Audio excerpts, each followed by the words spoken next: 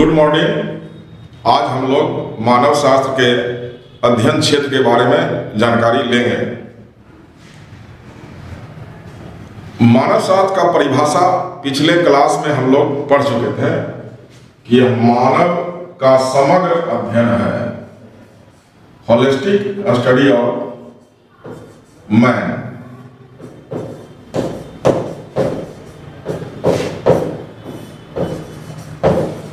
यानी मानव शास्त्र के अध्ययन का केंद्र बिंदु जो है मानव है। मानव के बारे में हम विभिन्न पक्षों का अध्ययन करते हैं। विभिन्न पक्ष का मतलब उसके शारीरिक अध्ययन शामिल है, इसमें सामाजिक, सांस्कृतिक, आर्थिक, राजनीतिक जो भी मुद्दा ले लें कि विभिन्न पक्षों का विभिन्न दृष्टि से विभिन्न डायमेंशन में, लेकिन विषय वस्तु मानव है। तो अभी हमको पढ़ना है, हेडिंग जो हमारा है कि मानव शास्त्र का अध्ययन क्षेत्र, स्कोप ऑफ एंथ्रोपोलॉजी। तो ये क्वेश्चन डायरेक्ट नहीं है, एक टेल क्वेश्चन के रूप में है कि मानव शास्त्र की परिभाषा दें, उसके अध्ययन क्षेत्र को समझाएं। अध्ययन क्षेत्र का मतलब ये किन किन बातों का अध्ययन करता है, इसका डायमेंशन कहां तक जाता है, ये किसी विषय में हो सकता है। तो हम इसको ब्रीफली समझे कि मानव का समग्र अध्ययन, तो किस मानव का, तो वर्तमान मानव का, आदि मानव का, ग्रामीण क्षेत्र के मानव का, शहरी क्षेत्र के मानव का, जंगल में रहने वाले मानव का, मतलब प्राचीन काल से लेकर वर्तमान काल तक विभिन्न मानव समाज का अध्ययन। तो काल के आधार पर हम विभिन्न मानव समाज लेंगे। फिर हम ज्योग्राफी भी देखेंगे कि हर लोकेशन के मानव का अध्ययन, ये शहरी या ग्रामीण केवल हम नहीं देखेंगे कि कोई जनजाति है, मलयालमानी जनजाति है, सेंटिलेरियन जनजाति है, उसका हम फोकस कर रहे हैं, या अमेजन के जंगल में रहने वाला जनजाति है। तो विश्व के विभिन्न भौगोलिक क्षेत्रों में, चाहे वो सागरिया हो, चाहे वो कालाहरी मरुस्थल हो या खानाबदोश हो, सभी जगहों पर जो मानव रहते हैं उन सभी मानव का अध्ययन इसमें किया जाता है। कहने का मतलब ये समग्र अध्ययन है। किस सेंस में? तो शारीरिक, सामाजिक, सांस्कृतिक,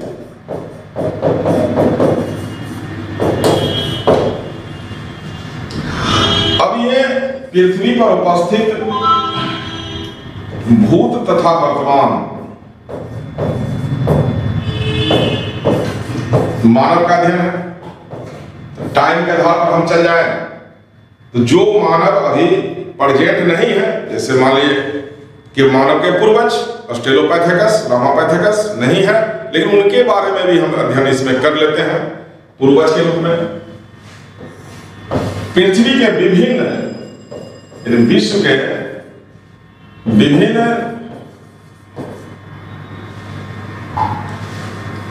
भौगोलिक क्षेत्रों में रहने वाले मानव,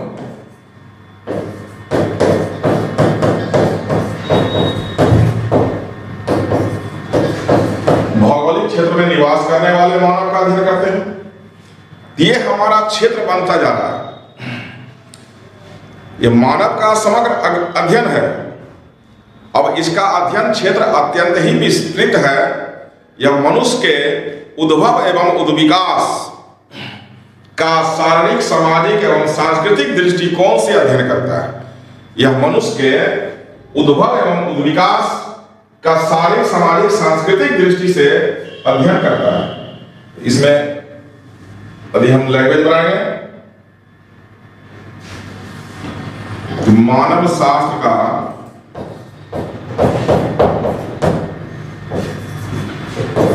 अध्ययन का मुख्य बिंदु, मानव शास्त्र के अध्ययन का मुख्य बिंदु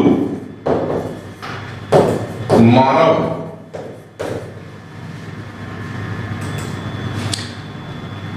यह मानव का समग्र और विभिन्न दृष्टिकोणों से अध्ययन है। यह मानव का समग्र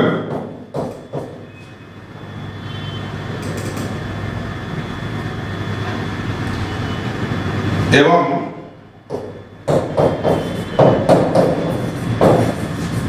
विभिन्न दृष्टिकोणों से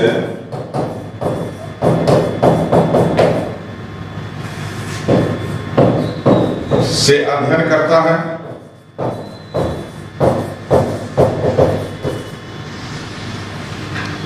मतलब शारीरिक, सामाजिक, सांस्कृतिक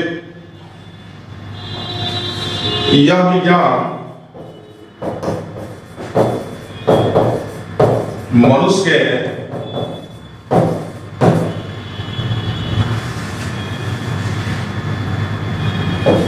उद्भव, उद्विकास, ओरिजिन, जब मनुष्य ओरिजिनेट हुआ पृथ्वी पर का शारीरिक, सामाजिक और सांस्कृतिक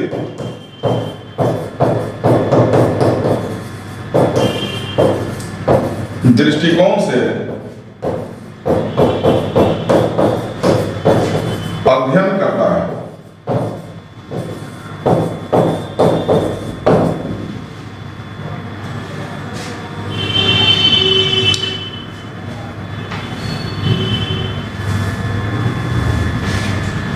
अब एक विद्वान लेंगे, हर्कोविट्स।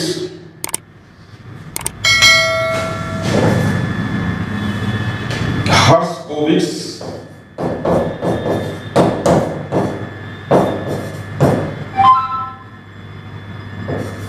ने मानव शास्त्र को मानव के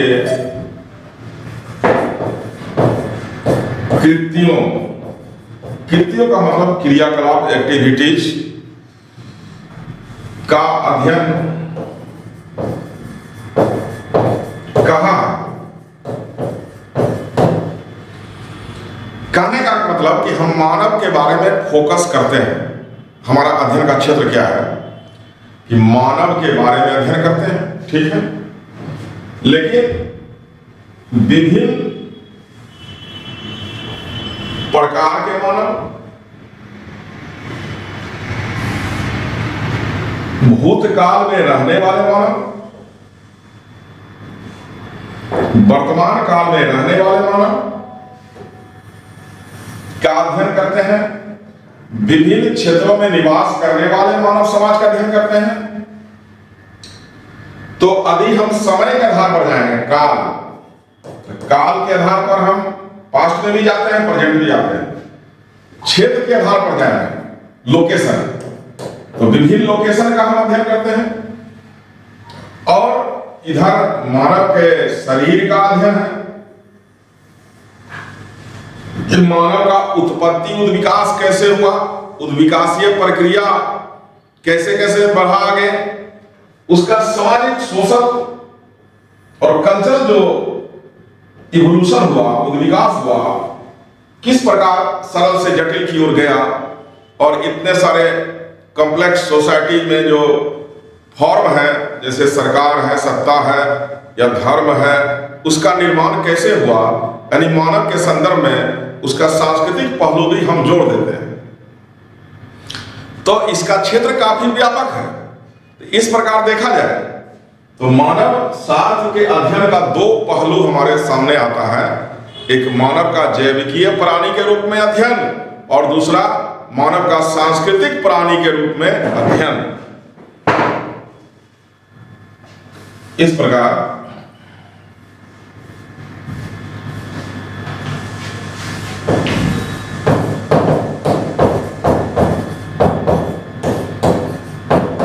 मानव शास्त्र के अध्ययन क्षेत्र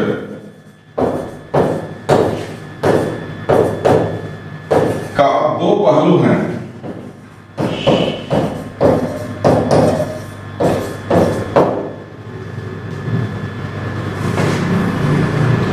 पहला है मानव का शारीरिक प्राणी के रूप में,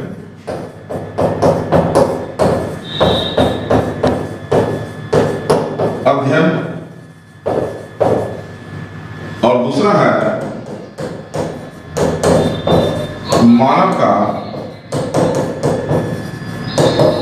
सांस्कृतिक प्राणी के रूप में अध्ययन।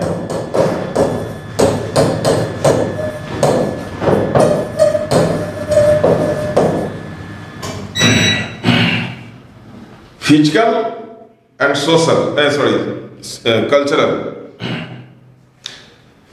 यह भूत तथा वर्तमान दोनों संस्कृति का अध्ययन से संबंधित है।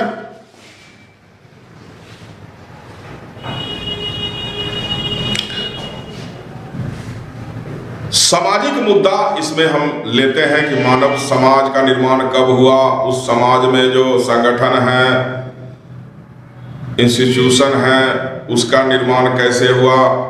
अब सामाजिक विज्ञान से इसका ताल्लुकात है, लेकिन सामाजिक जो नियम है वो प्राकृतिक विज्ञान से भी जुड़ा हुआ है, क्योंकि समाज एक सामाजिक व्यवस्था है। यह मुख्यतः जो फोकस बिंदु है, तो अब मानव का उत्पत्ति और विकास जो इसमें मान लीजिए हम चैप्टर स्टडी करते हैं तो उसको हम ले सकते हैं, इसका फोकस बिंदु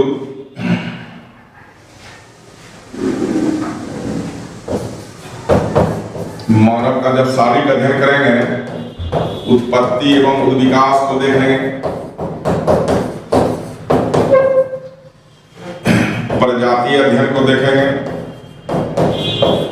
प्रजातीय रेस होता है, तो एक शारीरिक लक्षण के आधार पर जो है रेस का निर्धारण होता है। आगे चैप्टर बना हुआ है प्रजाति क्या है, प्रजाति वर्गीकरण के आधार, भारत के प्रजाति, विश्व के प्रजाति, तो अगले चैप्टर हम देखेंगे।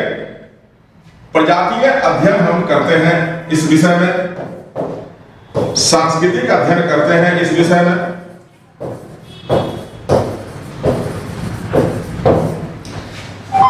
ग्रामीण अध्ययन, शहरी अध्ययन, संस्थागत अध्ययन, इंस्टीट्यूशनल।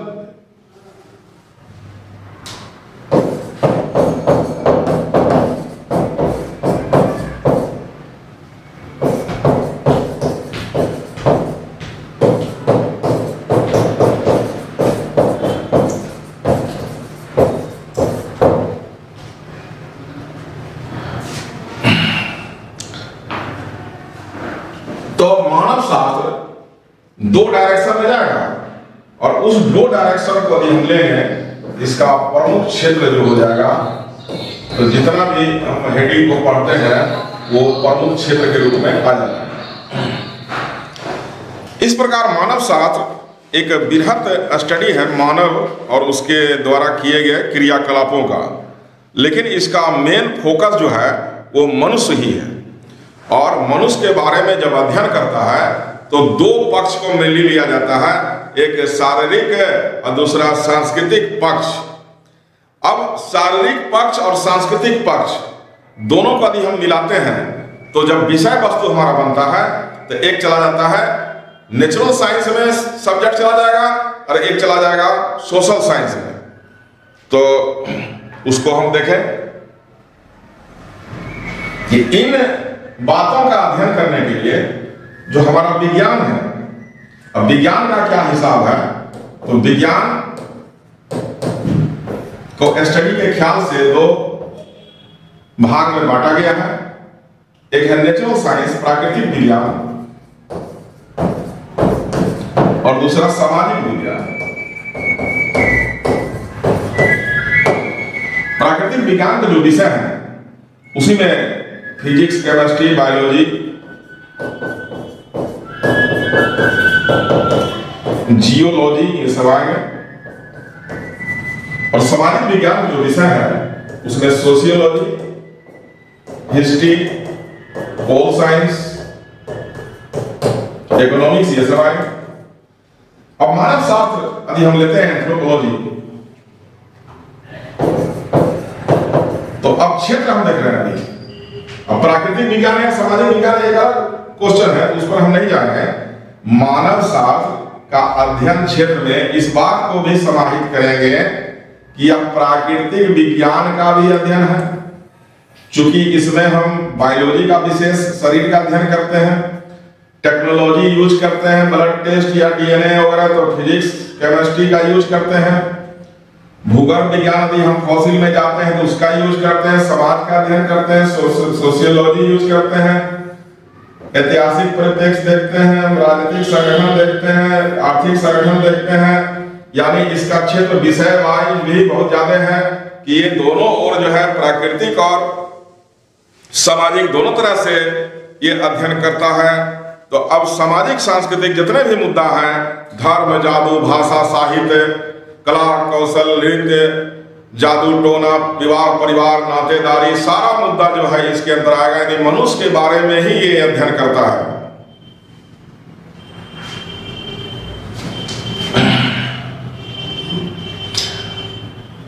तो इसको हम निष्कर्ष के रूप में ले जाएंगे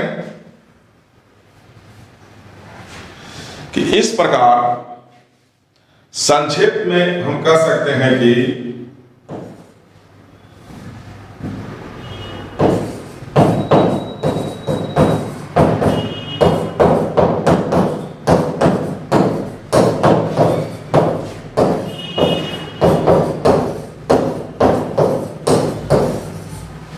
संक्षेप में हम कह सकते हैं कि मानव विज्ञान के अध्ययन क्षेत्र का विषय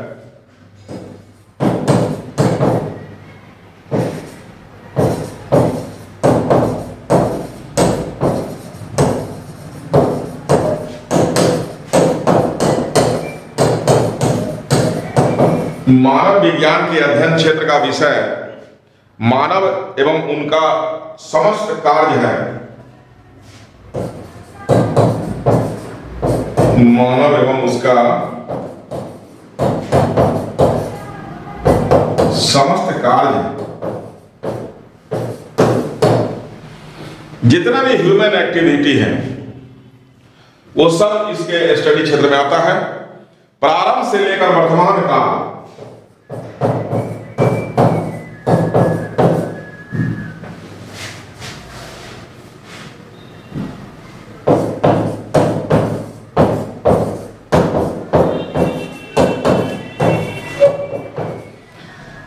से लेकर वर्तमान काल तक के मानव के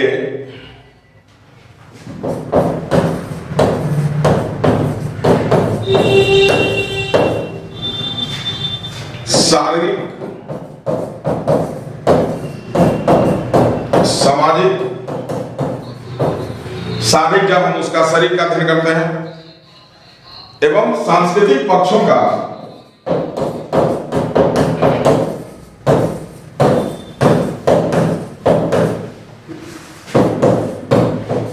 तुलनात्मक अध्ययन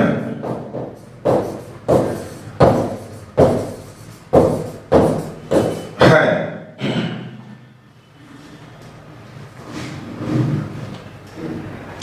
या पृथ्वी के किसी भी भाग में निवास करने वाले मनुष्य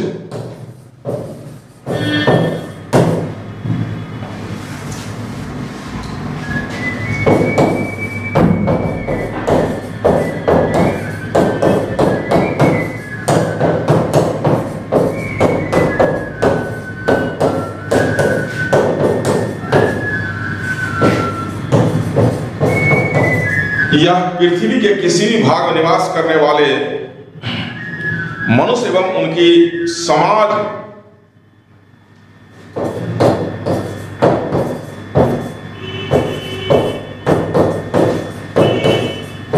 व संस्कृति का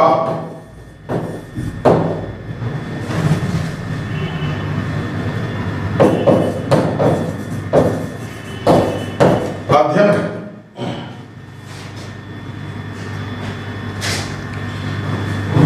इसीलिए कुलखोन ने मानव शास्त्र को